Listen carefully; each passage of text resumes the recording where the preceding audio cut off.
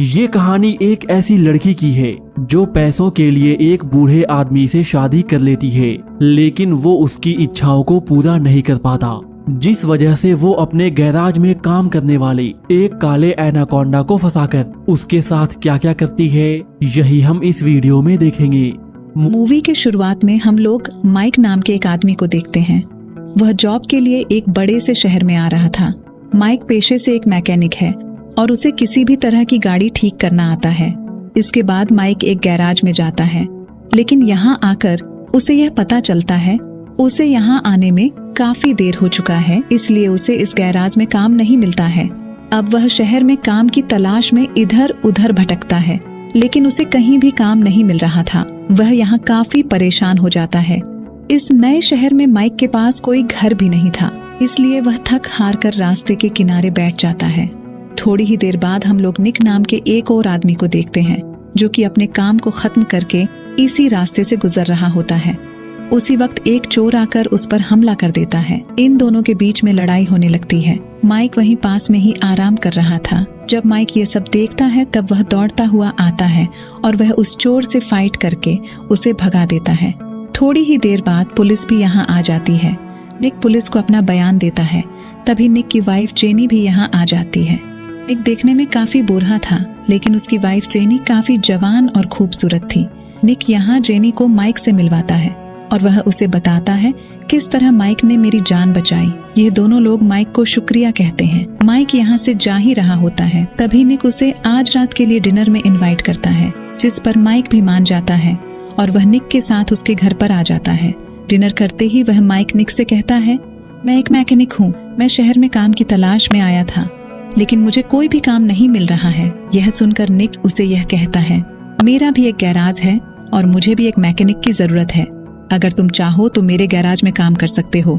Mic के पास अभी कोई भी काम नहीं था, इसलिए वह निक के ऑफर को एक्सेप्ट कर लेता है। अगले दिन निक माइक को लेकर अपने गैराज में जाता है और वह उसे उसका काम बताता है। निक यहाँ माइक को एक कार दिखाता है। कार दिखाते हुए निक माइक से कहता है, मैं इस कार को अपनी वाइफ जेनी के लिए बना रहा हूँ, लेकिन मुझे इस कार का कार्बोरेटर नहीं मिल रहा है। इसलिए वह माइक को इस कार का कार्बोरेटर ढूंढने के लिए कहता है। माइक यहाँ मन लगाकर काम करता है और वह गैराज के सारे कामों को कर रहा होता है, लेकिन तभी हम लोग ये देखते हैं जेनी चुपके माइक को देखती है। जेनी का ऐसा देखना माइक भी नोटिस करता है। माइक उसे देखकर यह समझ जाता है जेनी उसके तरफ अट्रैक्ट हो चुकी है, इसीलिए वह भी अब जेनी को घूर कर देखता है। माइक को जब भी मौका मिलता था वह जेनी को घूर कर देखता था। ऐसा ही काफी दिनों तक चलता है, लेकिन एक दिन जेनी माइक के पास जाती है। वह उसे कहती है, तुम मुझे ऐसे नहीं घूर सकते हो और तुम्हें मुझे ऐसा घूरना बंद करना होगा, नहीं तो मैं तुम्हें काम से निकाल दूंगी। जेनी की बातों को सुनकर माइक को कोई भी फर्क नहीं पड़ता है। यहीं पर माइक जेनी से पूछता है, तुमने इस बुढ़े से शादी क्यों की, जबकि तुम बहुत खूबसूरत हो और तुम्हें कोई भी जवान मर्द मिल सकता था। इस पर जेनी माइक से कहती है, हम लोग एक दूसरे से बहुत प्यार करते हैं और इसलिए हम दोनों ने शादी की है। जेनी यहाँ माइक को वार्न करती है। वह कहती है, अगर तुम मुझे गंदी निगाह से देखोगे तब तुम्हारे लिए ठीक नहीं होगा। ये कहकर वह यहाँ चली जाती। एक दिन जब निक और माइक बैठकर ड्रिंक कर रहे होते हैं, उसी वक्त माइक आइस लेने के लिए किचन में जाता है। यहाँ जेनी भी होती है। वह यहाँ जेनी को देखकर उसके करीब आने की कोशिश करता है, लेकिन इस बार जेनी भी उसे नहीं रोकती है। इसके बाद हम लोग अगले दिन निक को देखते हैं। वह गैराज में आया है। माइक उसे यहाँ बताता है उसने उस कार का कार्बोरेटर ढूंढ लिया है। ये सुनकर निक बहुत खुश होता है और वह तुरंत कार का कार्बोरेटर लेने के लिए वहां से निकल जाता है। निक के वहां से जाते ही जेनी माइक के पास आती है और ये लोग यहीं पर गपागप करते हैं। अब इन दोनों के बीच में अफेयर शुरू हो चुका था। कुछ वक्त के बाद निक घर आता है और वह कार्बोरेटर को लगाकर कार को ठीक कर देता है।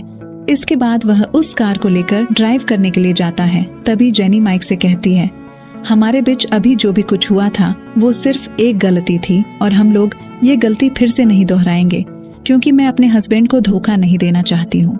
रात में हम लोग निक और माइक को एक साथ देखते हैं। यहाँ निक काफी ज्यादा ड्रिंक कर लेता है और ड्रिंक करते हुए वह यहीं पर सो जाता है। तभी मौके का फायदा उठाकर माइक जेनी के कमरे में आता है और ये लोग यहाँ फिर से टपाटप करते हैं। फिर तभी जेनी माइक से कहती है, अगर मेरे पास बहुत सारे पैसे होते हैं तब मैं अपनी पूरी जिंदगी तुम्हारे साथ गुजारती अगले दिन हम लोग निक को देखते हैं, जो कि माइक को लेकर एक ग्राउंड में गया है। निक माइक को यहाँ ये बताता है कि यह जमीन मेरी है और जल्द ही इस जमीन की कीमत बहुत बढ़ने वाली है, क्योंकि जल्द ही इस जमीन के किनारे हाईवे बनने वाला है। निक माइक को अपना प्लान बताता है। वह कहता है, मैं यहाँ पर मोटर रेसिंग स्टेडियम खोलने वाला हूँ। अगर मेरा प्लान कामयाब होता है तब मैं बहुत सारे पैसे कमाऊंगा। अगले दिन माइक जेनी को लेकर यहाँ आता है और वह उसी जगह में खड़ा होकर निक का पूरा प्लान जेनी को बताता है। यह सब सुनकर जेनी माइक से कहती है, अगर हम दोनों को साथ में रहना है तब हम दोनों को निक को रास्ते से हटाना होगा। माइक को जेनी की बातों पर यकीन नहीं होता है, क्योंकि जेनी से निक को मारने की बातें कर रही थी, इसलिए वह जेनी को ऐसा करने से साफ मना कर देता है। अगले दिन निक जेनी को अपने मोटर रेसिंग स्टेडियम का मैप दिखाता है। जेनी को यह सब जानकर बहुत खुशी होती है और वह खुशी में निक के गले लग जाती है। जब माइक उसे गले लगते हुए देखता है तब उसे बहुत गुस्सा आता है, क्योंकि वह अब लैरी से प्यार करता था। जैसे ही रात होती है माइक जेनी के पास जाता है, लेकिन लैरिसा उसे कहती है, हमें यह सब कुछ बंद करना होगा और मैं तुम्हारे साथ ऐसा तब तक नहीं कर सकती हूँ जब तक मेरे हस्बैंड जिंदा है। यह सुनकर माइक को यह समझ में आता है, अगर उसे जेनी के साथ रहना है तब उसे निक को मारना होगा। अगले दिन माइक जेनी को गैराज में लेकर आता है। यहाँ ये दोनों लोग मिलकर प्लान बनाते हैं कि वह लोग निक को कैसे मारेंगे। जेनी निक को मारने की बातें सुनकर घबराती है, लेकिन माइक उसे संभालते हुए यह कहता है, हम लोग उसकी मौत को ऐसा दिखाएंगे जैसे यह सब एक एक्सीडेंट था। माइक के समझाने पर जेनी भी इस बात के लिए मान जाती है, क्योंकि उसे भी माइक के साथ रहना था। पूरी रात माइक अपने प्लान के बारे में सोचता है। निक को मारने का सोचकर वह बहुत परेशान हो जाता है, लेकिन उसके पास निक को मारने के अलावा कोई भी रास्ता नहीं था। इसके अगले दिन ही यह लोग अपने प्लान को अंजाम देते हैं और वह लोग गैराज में निक को लाते हैं। जब यहाँ निक गाड़ी के नीचे काम कर रहा होता है तभी वहां पर जेनी आ जाती है और वह एक लीवर को खींच देती है, जिससे पूरी की पूरी गाड़ी निक के ऊपर ही गिर जाती है और यहीं पर निक की मौत हो जाती है। इसके बाद माइक जेनी को सुपरमार्केट जाने के लिए कहता है। वह कहता है, तुम यहाँ से जाओ, मैं सब कुछ संभाल लूंगा। निक के जोर से दबने से जेनी के सैंडल में भी खून लग जाता है, इसलिए वह अपने हील को सुपरमार्केट जाने वाले रास्ते में ही फेंक देती है। इसके बाद जेनी सुपरमार्केट पहुंचती है। वह सुपरमार्केट में काफी कुछ खरीदती है। तभी उसके पास पुलिस का कॉल आता है। पुलिस का कॉल मिलते ही जेनी जल्दी से अपने घर आती है। वह यहाँ आकर डिटेक्टिव से मिलती है। डिटेक्टिव उसे ये बताता है, एक एक्सीडेंट में आपके पति की मौत हो चुकी है। ये बात सुनकर जेनी रोने का नाटक करती है ताकि पुलिस को उस पर कोई भी शक न हो। इधर हम लोग डिटेक्टिव को देखते हैं, जो कि अपने पार्टनर से बातें कर रहे होते हैं, क्योंकि डिटेक्टिव को थोड़ा थोड़ा जेनी और माइक पर शक था। उसे ऐसा लग रहा था जैसे माइक और जेनी ने मिलकर निक को मारा है, लेकिन पुलिस के पास इसका कोई भी सबूत नहीं था, इसलिए वह उनके खिलाफ कुछ भी नहीं कर सकते हैं।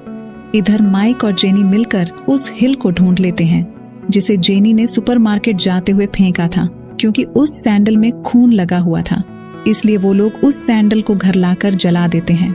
थोड़ी देर बाद पुलिस यहाँ आसपास छानबीन करने के लिए आती है, लेकिन तब तक ये लोग सारे सबूतों को मिटा चुके थे, इसलिए पुलिस को यहाँ कुछ भी नहीं मिलता है। इसके अगले दिन डिटेक्टिव माइक से पूछताछ करने के लिए आते हैं। तब माइक उसे बताता है, गैराज का लेवर काफी पुराना था, जिसकी वजह से वह टूट गया और निक की मौत वहाँ दबने से हो गई। पुलिस को माइक के इस बयान पर भी यकीन नहीं होता है, इसलिए वह चुपचाप माइक के ऊपर नजर रखे लगता है। अब धीरे धीरे काफी दिन बीत चुके हैं। यहीं पर जेनी माइक को एक खुशखबरी देती है। वह कहती है वह माँ बनने वाली है। ये सुनकर माइक बहुत खुश होता है। उसी रात माइक को नींद नहीं आ रही थी और वह रात में सोने के बजाय काफी देर तक सोचता है, और इसके बाद अगले दिन वह बिना जेनी को बताए पुलिस स्टेशन जाता है और वह इस बात को एक्सेप्ट कर लेता है कि उसी ने निक को मारा था और इसमें जेनी की कोई भी गलती नहीं है। इधर जब जेनी की आंख खुलती है तभी उसे यहाँ एक लेटर मिलता है जिस पर माइक ने लिखा था, जब मेरा जन्म हुआ था तब मेरे माँ बाप भी जेल में थे और मैं यह नहीं चाहता हूँ कि मेरा बच्चा भी जेल में पैदा हो, इसलिए मैंने खुद को पुलिस के हवाले कर दिया है।